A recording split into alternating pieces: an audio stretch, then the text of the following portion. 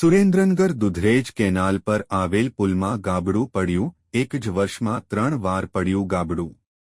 અવારનવાર આ પુલ પર ગાબડું પડવાથી વાહન ચાલકોને હાલાકી। પુલ પર 4 થી 5 ફૂટનું ગામડું પડ્યું।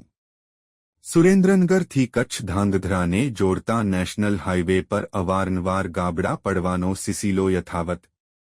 અગાઉ પણ આ જ જગ્યા ઉપર ગાબડુંનું પડવાથી રિપેર કરવામાં આવ્યું હતું।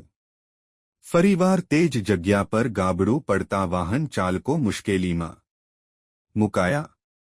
આ પુલમાં ગાબડા પડવાથી કોઈ મોટી દુર્ઘટના સર્જાય તે પહેલા તંત્ર દ્વારા યોગ્ય સમારકામ કરવામાં આવે તેવી લોકમાંગ ઉઠી હતી। હાલ આ પુલ ઉપર તંત્ર દ્વારા ગાબડાનું સમારકામ હાથ ધરવામાં આવ્યું હતું। સુરેન્દ્રનગર રિપોર્ટર મહેશભાઈ ઉતેરિયા દ્વારા।